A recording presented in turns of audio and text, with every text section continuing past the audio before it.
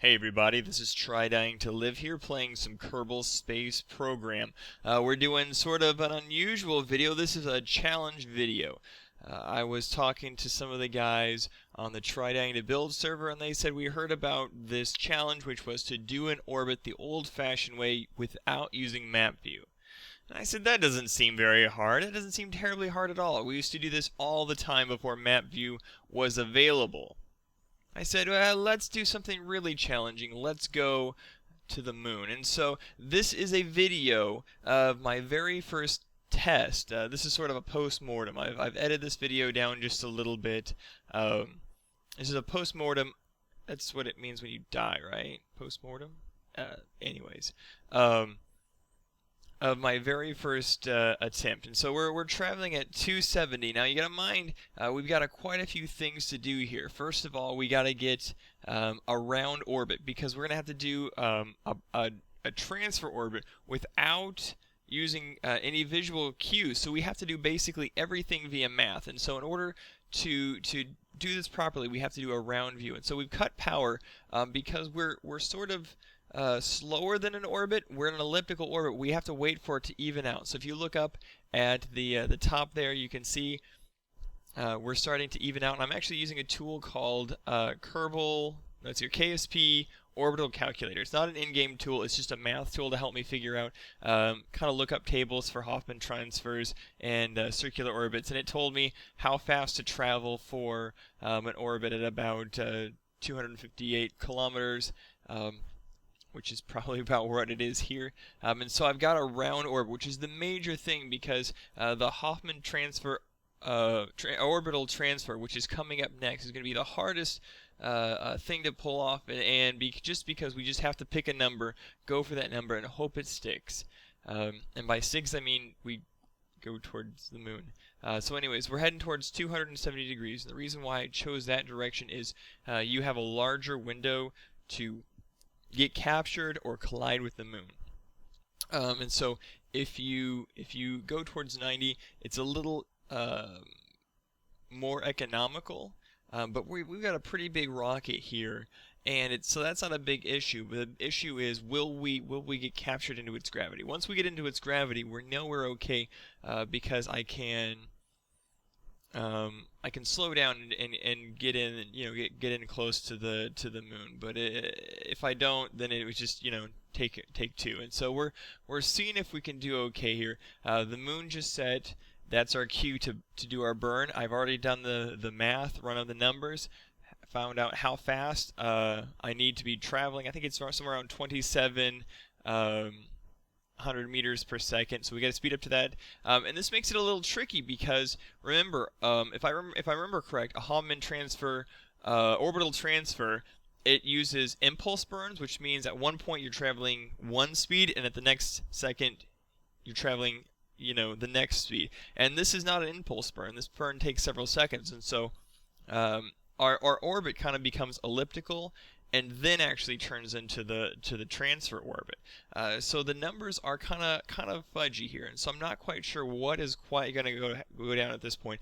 I just know that I have a target speed to do, and this is us doing the transfer right here. Now I mentioned this to some of the guys on the server, and they literally said to me, "Try Dying to Live, don't try this. It's crazy.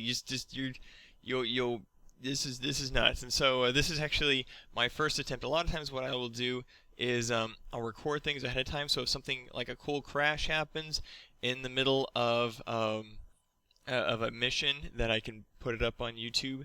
And so that's just kind of the things I do. And I'm coming up on the speed that I chose. I think it's 2767.9 or something like that. And so I actually stop just a little bit short of it, just because I know that I've been burning for a while and I'm actually losing speed, and so my numbers are absolutely not correct. But it's just we hope we reach it. So the moon's now out of view. It's on the other side of the planet. Now it's in view, and the orbit will look kind of funny. I think it's an autosave right there, something like that. And so hopefully we'll get up real close. Looks pretty good so far. We're still in the Kerbal sphere of influence. We'll see how this comes in there, and we just switched spheres of influence. And I don't realize it yet, but that switch in camera, I think, is a switch in sphere of influence. I'm not quite sure. It's hard to tell. You can't really tell when you switch. Yeah, I definitely switched there, but I don't realize it yet. And I speed up trying to get closer, and it should have kicked me out closer to 70 kilometers from the surface, but it has not. And there's a second issue, which is my staging is incorrect, and my bottom stage there did not detach before my rocket launched, and so it's actually burning right here. And so I'm trying to get away from it. I make a mistake, and I almost get run into by it. But in the meantime, I am really close, traveling really fast. It's 800 meters per second straight down, with only about 13 kilometers, 12 kilometers or so to go. So we are in big trouble. So we're just going to burn full blast. And there's yet another issue going on here is I forgot to put the fuel lines on. And so I'm actually burning from all 5 tanks at the same time. So my fuel usage is not correct. I should be burning from the outer 4 tanks, and the inner tank should be full. I see that things are going to go bad here. And I don't need to burn sideways. I don't need to get any sideways burn. So I burn straight down. I can see that it's starting to clear up. I'm dropping speed, so I knock it over to the side there. It's a little less stable because I'm using a regular SAS, and I don't remember why I did this. I really should have used an advanced SAS. I wasn't thinking right. I was thinking that there were RCS units on there. I didn't want to waste them, but it's not the right thing. They weigh the same amount. One ship is just taller than the other, but the ship is a little more wobbly, and I actually have to put some input in from time to time. But here we are. So this is, from this point on, this should be pretty simple. Well, it should be pretty simple, but of course that SAS being not an advanced SAS means that the ship isn't it doesn't respond the same way, and so it kind of gives me some troubles. I haven't done a moon landing for a little while either. I've been playing a little bit on the server. We're coming in. This looks good. And things are starting to get bad. Getting a little rock. You gotta keep it steady. Coming down a little faster than I should. And I'm looking at my fuel gauge right here. I'm thinking I gotta get down fast because I don't know what kind of fuel I need in this configuration with all the tanks burning to return home. I'm not quite sure. I'm pretty sure that I could probably make it back at this point, but I know I don't have fuel to mess around with. I gotta get heading back right now. And it's getting close, and looks like it'll be a pretty smooth landing. The question is, will your return get a little sideways action there?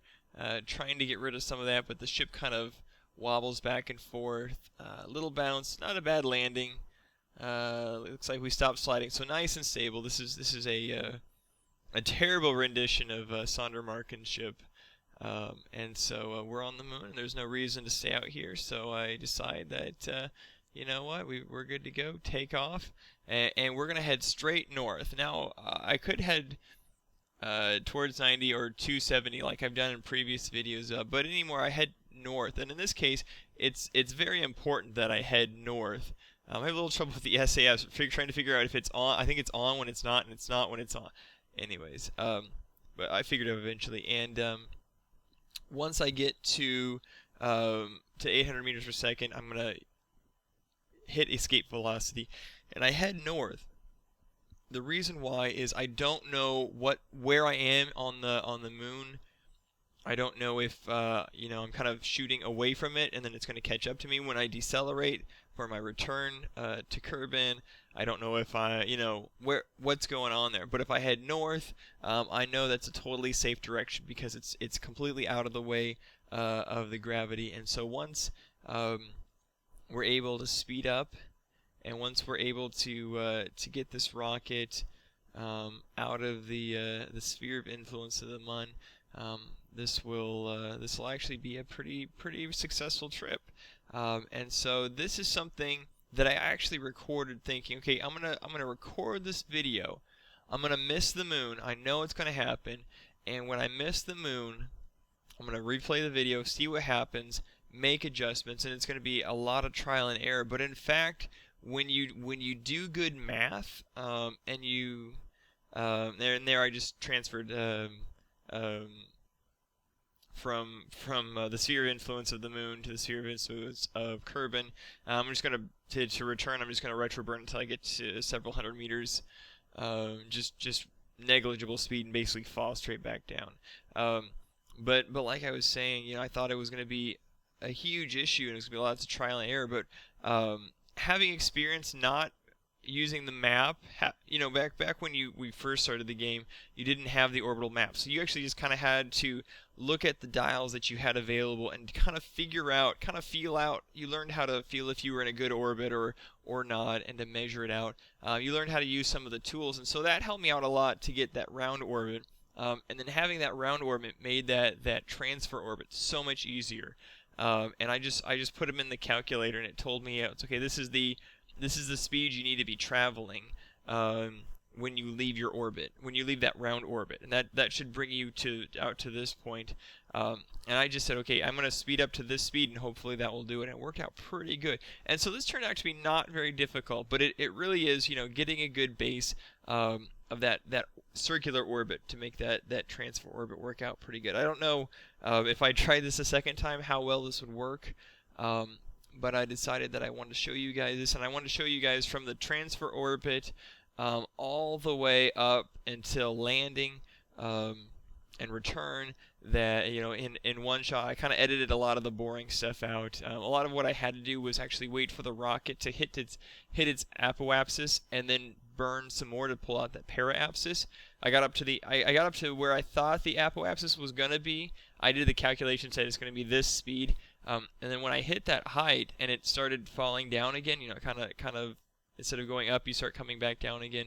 I did the calculation of the speed. I sped up to that speed, and that told me that I had a round orbit. I could kind of see myself. I could see my paraapsis and my apoapsis, and the differences were fairly negligible. I knew that we had a good round orbit, and so it made things so much easier. Thankfully, the planet doesn't have an atmosphere that can burn up the ship, because I really did smash into it pretty hard. But anyways, this is a fun challenge. I encourage you guys to do it. At least try to get an orbit without the map. But it's a lot of fun. I didn't think I could do it, but you can always get surprised. Hey, thanks for watching, guys. See you next time.